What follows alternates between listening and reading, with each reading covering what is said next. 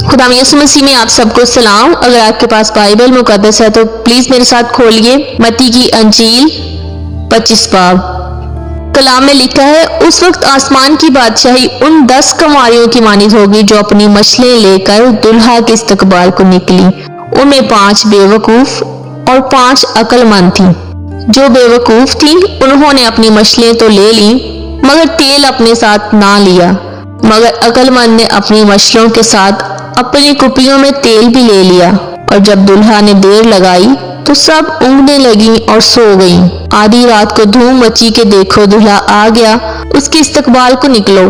اس وقت وہ سب کنواریاں اٹھ کر اپنی اپنی مچھلیں درست کرنے لگیں، اور بے وقوفوں نے عقل مندوں سے کہا کہ اپنے تیل میں سے کچھ ہم کو بھی دے دو، کیونکہ ہماری مچھلیں بجھی جاتی ہیں۔ عقل مندوں نے جواب دیا کہ شاید ہمارے تمہارے دونوں کے لیے کافی نہ ہو، بہتر یہ کہ بیچنے والوں کے پاس جا کر اپنے واسطے مول لے لو۔ جب وہ مول لینے جا رہی تھی تو دلہا آ پہنچا، اور جو تیار تھی وہ اس کے ساتھ شادی کے جشن میں اندر چلی گئیں، اور دروازہ بند ہو گیا۔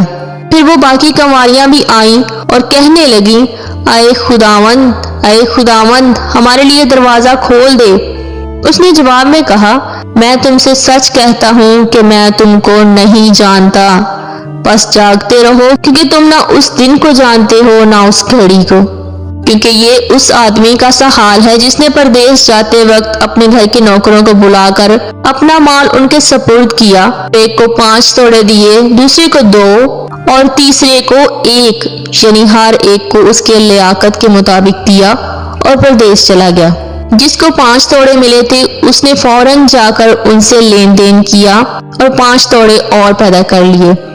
اسی طرح جسے 2 ملے تھے اس نے بھی 2 اور کمائے، مگر جس کو 1 ملا تھا اس نے جا کر زمین کھودی اور اپنے مالک کا روپیہ چھپا دیا۔ بڑی مدت کے بعد ان نوکروں کا مالک آیا اور ان سے حساب لینے لگا۔ جس کو 5 توڑے ملے تھے وہ 5 توڑے اور لے کر آیا اور کہا، اے خداوند تو نے 5 توڑے مجھے سپرد کیے تھے، دیکھ میں نے 5 توڑے اور کمائے۔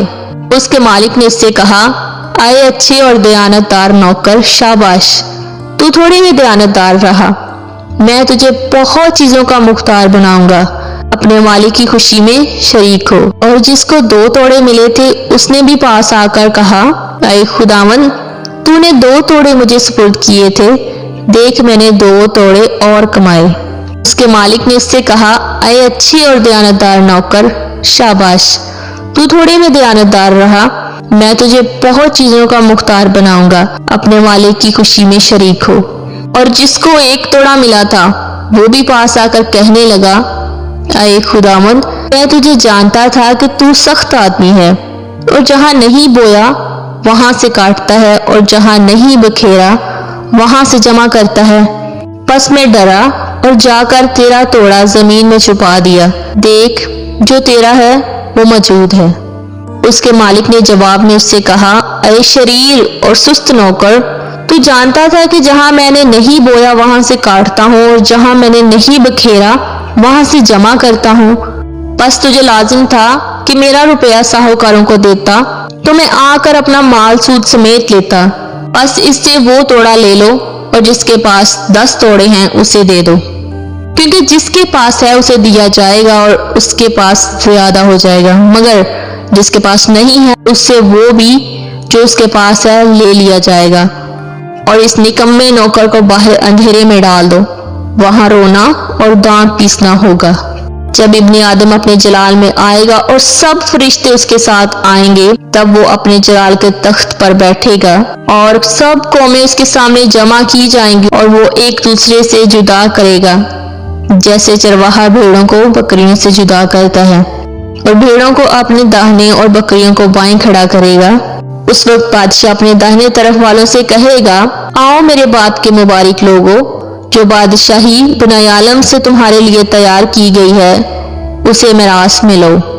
کیونکہ میں بھوکا تھا، تم نے مجھے کھانا کھلایا، میں پیاسا تھا، تم نے مجھے پانی پلایا، میں پردیسی تھا، تم نے مجھے اپنے گھر میں اتارا، ننگا تھا، تم نے مجھے کپڑا پہنایا، بیمار تھا، تم نے میری خبر لی، قید میں تھا، तुम मेरे पास आए।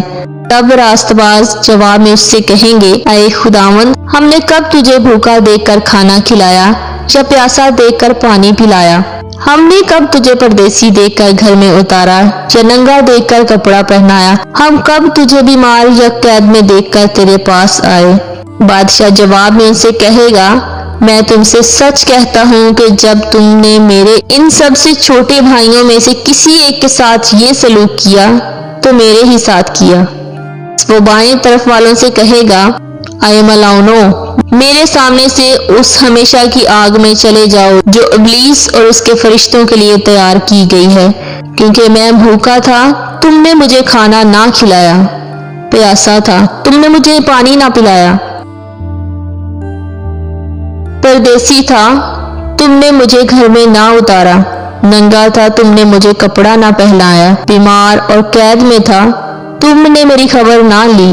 तब वो भी जवाब में कहेंगे, आए खुदावंद, हमने कब तुझे भूखा या प्यासा या परदेसी या नंगा या बीमार या कैद में देखकर तेरी खिदमत ना की?